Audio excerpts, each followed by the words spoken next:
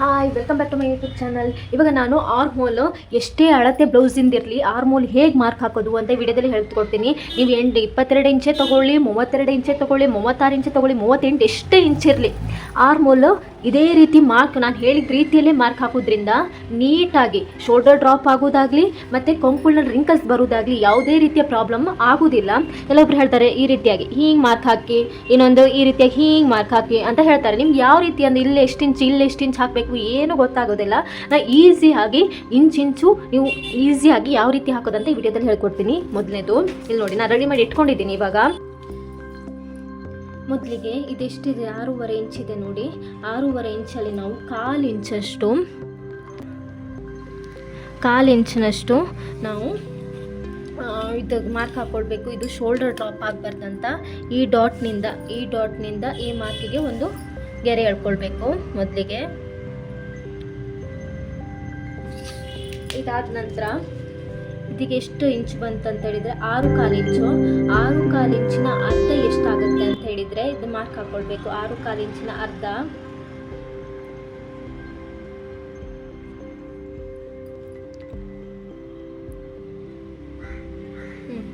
ಇಷ್ಟಾಗುತ್ತೆ. 6.25 ಇಂಚಿನ ಅರ್ಧ ಇಷ್ಟಾಗುತ್ತೆ. ಅದಕ್ಕೊಂದು ಮಾರ್ಕ್ ಹಾಕ್ಕೊಳ್ಬೇಕು.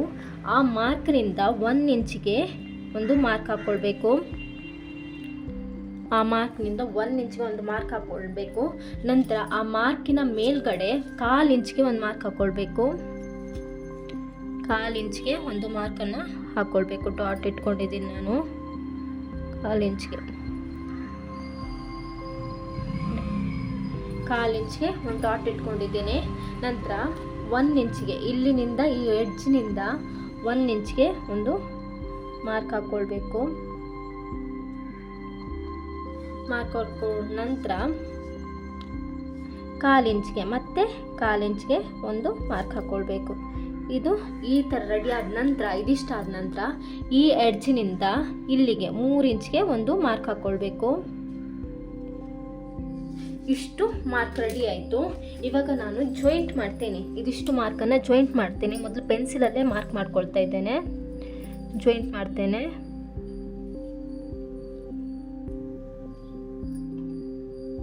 ನೋಡಿ,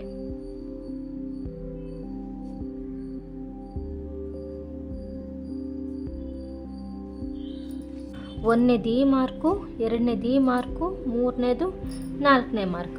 ಇದಿಷ್ಟಕ್ಕೂ ಜಾಯಿಂಟ್ ಮಾಡಬೇಕು. ಯಾವ ರೀತಿ ಅಂತ ಹೇಳಿದರೆ 1ನೇ ಮಾರ್ಕ್ನಿಂದ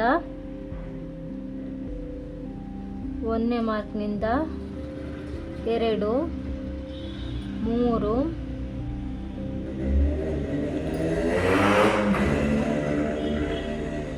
4ನೇ ಮಾರ್ಕ್. ನಂತರ ಇದು 1ನೇ ಮಾರ್ಕ್, ಇದು 2ನೇ ಮಾರ್ಕ್, ಇದು 3ನೇ ಮಾರ್ಕ್. ಜಾಯಿಂಟ್ ಮಾಡ್ತೇನೆ. 1ನೇ ಮಾರ್ಕ್ನಿಂದ 2 3 ಈ ರೀತಿಯಾಗಿ ಇದು ಜಾಯಿಂಟಿಂಗ್ ಆಯಿತು. ಇದು ಪರ್ಫೆಕ್ಟ್ ಆದ ವಿಧಾನ. ಇವಾಗ ಕಟ್ ಮಾಡಿ ತೋರಿಸ್ತೇನೆ ಇವಾಗ ಯಾವ ರೀತಿ ಅಂತ.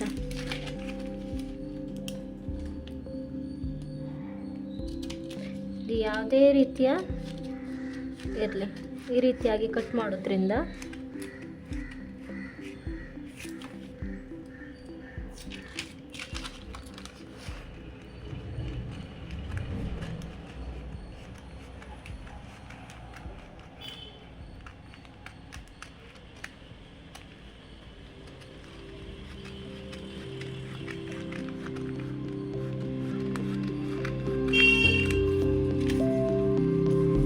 ಇದು ಬ್ಯಾಕ್ ಸೈಡ್ ಕಟ್ ಮಾಡುವಾಗ ಇದು ಮೇಲ್ಗಡೆದು ಮಾತ್ರ ಕಟ್ ಮಾಡಬೇಕು. ಬ್ಯಾಕ್ ಸೈಡ್ ಕಟ್ ಮಾಡುವಾಗ ಹಿಂದ್ಗಡೆ ಕಟ್ ಮಾಡಬೇಕು.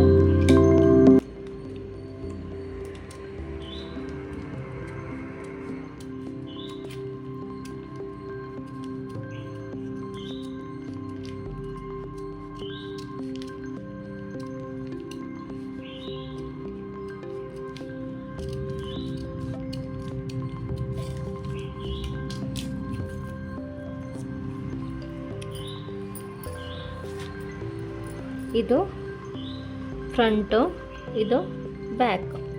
ಇದು ಬ್ಯಾಕ್ ಸೈಡಿಗೆ ಬರುತ್ತೆ, ಇದು ಫ್ರಂಟ್ ಸೈಡಿಗೆ ಬರುತ್ತೆ. ಇಷ್ಟು ಆರ್ಮೋಲ್ ರೌಂಡಿಂಗ್ ಕಟ್ಟಿಂಗ್.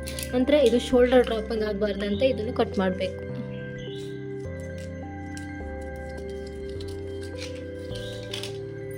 ಇದು ಪರ್ಫೆಕ್ಟ್ ಇದು ಕಟಿಂಗ್ ವಿಧಾನ. ಇಲ್ಲಿ ಆರ್ಮೋಲ್ ರೌಂಡಿಂಗ್ ಮಾರ್ಕಿಂಗು ಆಯಿತು, ಕಟ್ ಮಾಡಿನೂ ಆಯಿತು.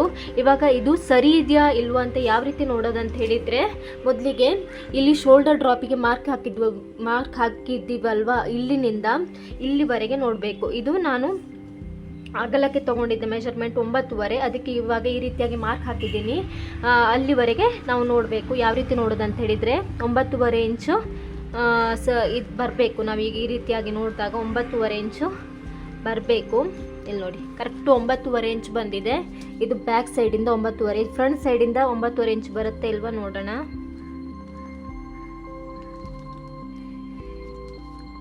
ಇದು ಕೂಡ 9.5 ಇಂಚ್ ಬಂದಿದೆ. ಹಾಗಾಗಿ ನಾವು ಮಾರ್ಕ್ ಆಗಿದ್ದು ಕರೆಕ್ಟಾಗಿ ಬಂದಿದೆ.